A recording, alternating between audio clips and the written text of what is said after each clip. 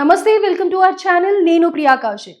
కాచిగూడలో అత్యంత దారుణమైన సంఘటన చోటు చేసుకుంది. భర్త భార్యని అత్యంత దారుణంగా చంపేశాడు. పూర్తి వివరాల్లోకి వెళ్తే వాళ్ళిద్దరూ ప్రేమించి పెళ్లి చేసుకున్నారు. సంవత్సరం తిరగగానే ఆ అమ్మాయి ప్రెగ్నెంట్ అయింది. అయితే ఆ అనుమానంతో ఆ అమ్మాయిని కొట్టి చంపేయడం జరిగింది. ఇది హైదరాబాద్ నడిబొడ్డున కాచిగూడలో జరిగిన సంఘటన. అయితే ప్రస్తుతం దాని గురించి పూర్తి వివరాలు తెలుసుకుందాం. లైన్ లో మన రిపోర్టర్ తేజ ఉన్నారు. హలో తేజ. చెప్పండి సో ప్రియాంక. ప్రస్తుతం అక్కడ అప్డేట్ ఏంటి తేజ? ఏం జరిగింది? పూర్తి వివరాలు ఏంటి తెలియజేస్తారా? రైట్. సో మేడం, ఈ ఘటన ఏదైతే జరిగిందో ఈ కుషాయిగూడలో మొత్తం హైదరాబాద్ అంతా కూడా ఒక్కసారిగా ఉలిక్కిపడింది. ఎందుకంటే ఇద్దరు కూడా చిన్న వయసులోనే మ్యారేజ్ చేసుకున్నారు. గతంలో వాళ్ళు లవ్ మ్యారేజ్ చేసుకున్నారు. అండ్ అలాగే ఆమె ప్రెసెంట్ ఆమె గర్భిణిగా ఉంది. 7వ నెల వరకు కూడా ఆమె గర్భిణిగా ఉన్నట్టు కూడా చెప్తున్నారు. ఇలాంటి టైంలోనే అతను చాలా దారుణంగా ఆమెను చంపేసి అదంతా కూడా ఒక ప్రమాదవస్తు సంఘటనలో జరిగిందని ఇది సృష్టించే ప్రయత్నం కూడా అతను చేశాడని చెప్పి పోలీసులు అయితే ఇప్పటి వరకు కొన్ని విషయాలు వెల్లడించారు.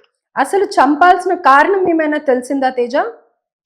చంపాల్సిన రీజన్ ఏంటంటే అతను ఆమెకి వేరే ఇతర సంబంధం ఉంది, అక్రమ సంబంధం అనుమానంతో. ఆ అనుమానంతో ఈ విధంగా ప్రవర్తించాడు. అండ్ దీనికి సంబంధించి గత కొన్నేళ్లుగా వాళ్ళిద్దరి మధ్య గొడవలు జరుగుతున్నాయి. అండ్ అలాగే వాళ్ళిద్దరు కూడా దూరంగా ఉన్నారు. తర్వాత మళ్ళీ తను గర్భం దాల్చిన తర్వాత మళ్ళీ వాళ్ళు కలిసారు. కలిసి మళ్ళీ రెంట్ కి ఒక ఇల్లుని తీసుకున్నారు. ఇల్లుని తీసుకుని అక్కడ ఇద్దరు కూడా జీవిస్తున్నారు. ఇదే టైంలో ఇతను తాగడం, సరిగ్గా పని చేయకపోవడం, ఆమె మీద ఇంకా అనుమానం ఎక్కువ అవడంతో ఇవే మాట్లాడడం, డైలీ గొడవలు పడడం.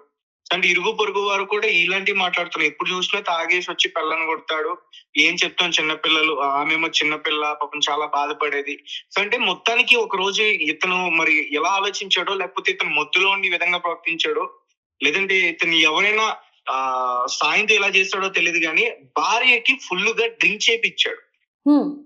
ఆమెకు ఫుల్ గా డ్రింక్ చేపిచ్చి కడుపుతో ఉన్న మహిళకి డ్రింక్ చేయించాడు.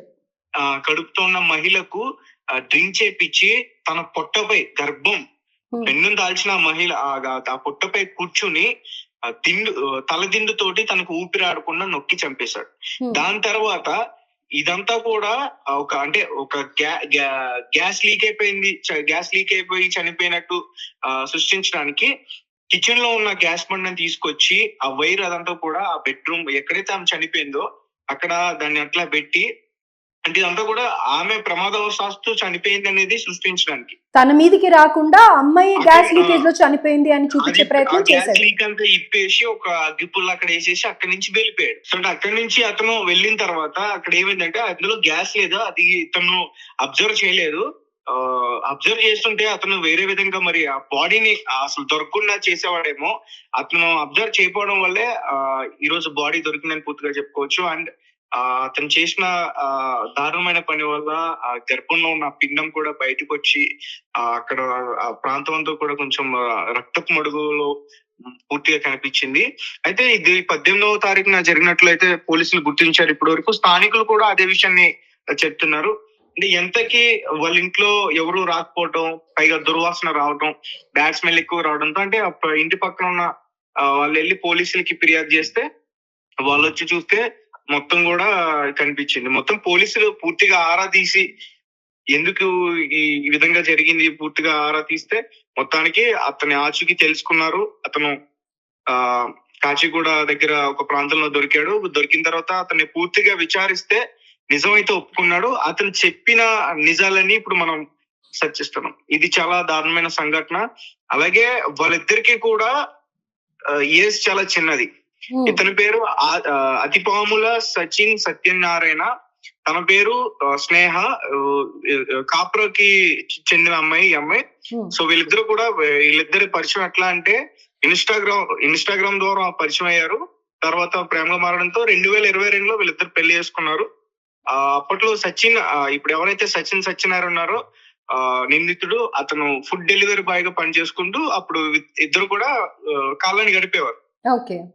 సో అయితే 2023లో వీళ్ళిద్దరికి బాబు జన్మించాడు. ఆ తర్వాత సచిన్ చేస్తున్న పని మానేసి జులాయిగా తిరగటం మొదలు పెట్టాడు. అంటే ఇంకా ఎటు పని చేయకుండా జులాయిగా తిరగడం, తాగుడికి బానిసైపోవడం. సో అదే టైంలో వాళ్ళ ఇంట్లో చాలా ఆర్థిక ఇబ్బందులు తలెత్తాయి.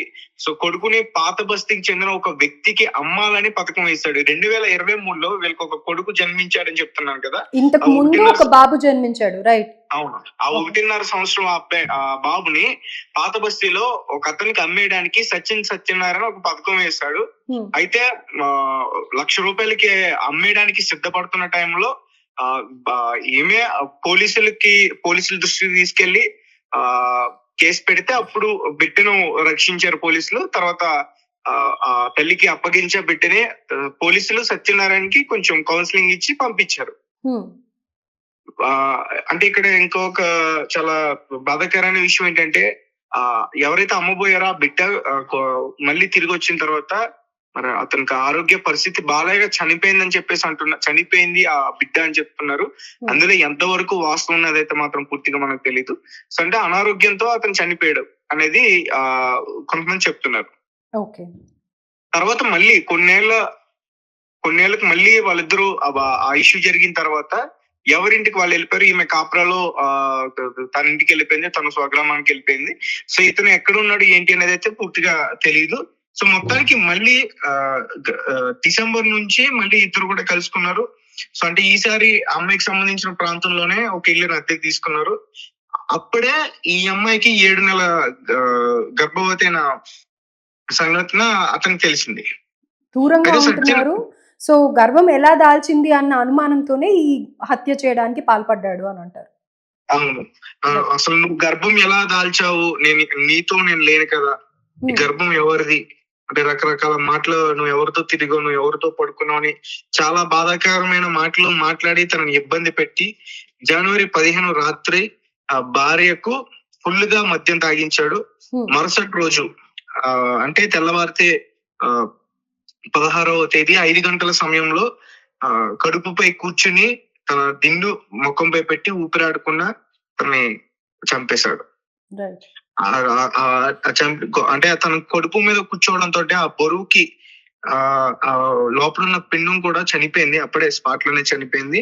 తర్వాత పిండం కూడా బయటకు వచ్చింది అనేది కూడా చెప్తున్నారు పోలీసులు. సో ప్రస్తుతం అయితే అతన్ని పోలీసులు అదుపులోకి తీసుకున్నారు. అంటే ఇంకా ఇతను ఒక్కడే చేశాడా, ఇతనితో పాటు ఇంకెవరన్నా ఇతనికి సహాయపడ్డారా? సో అంటే మద్యం తాగించితే, అంటే బలవంతంగా మద్యం తాగిస్తే ఖచ్చితంగా అంటే ఎటువంటి కేకలు వేసినా లేకపోతే ఎటువంటి గొడవ జరిగినా పక్క వారికి ఖచ్చితంగా వినిపించే అవకాశం ఉంది. బట్ అటువంటి ఏమీ జరగలేదు. అంటే కొంచెం అనుమానం రేకిస్తుంది. ఎందుకంటే తను వేరే వాళ్ళ సహాయంతో చేశాడనే ఒక చిన్న అనుమానం అయితే ఉంది. అతనైతే పట్టుకున్నారు పోలీసులు కాచిగూడలో. అతనికి ఎవరైనా సహకరిస్తే అతను కూడా మరి త్వరలో పట్టుకుంటాం అని కూడా చెప్తున్నారు. ప్రస్తుతానికైతే అతన్ని రిమాండ్ కి పంపించారు. రైట్ తేజ. సో విన్నారు కదా, అత్యంత దారుణంగా భార్య మీద అనుమానంతో కాల్తో తొక్కి ఆవిడ మీద ఎగిరి దూకి కూర్చుని ఆ పిండం బయటికి వచ్చేలాగా ప్రవర్తించి మొత్తానికి ఆవిడని ఆ స్నేహ అనే అమ్మాయిని హత్య చేశాడు. సచిన్ గతంలో కూడా చూసుకున్నట్టయితే చుట్టుపక్కల వాళ్ళు చెప్పిన దాని ప్రకారం అబ్బాయి క్యారెక్టర్ ఎప్పుడు తాగి రావడం, ఇంట్లో గొడవ పడడం ఇలాంటివి చూస్తూ వస్తూ ఉన్నాము అని అనేసి, అది కూడా ఇది 18న జరిగితే ఇప్పుడు ఆలస్యంగా ఇది వెలుగులోకి వచ్చింది అనుకోవచ్చు.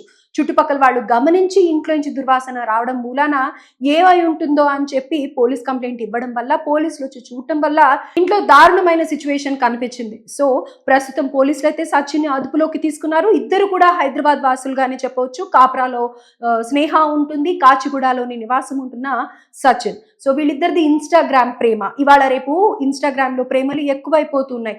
ఆ మనిషి ఏంటి, అవతల వ్యక్తి ఏంటి అనేది తెలియకుండానే అతి చిన్న వయసులోనే, వీళ్ళ వయసు కూడా చాలా చిన్నదిగా చెప్తూ ఉన్నారు.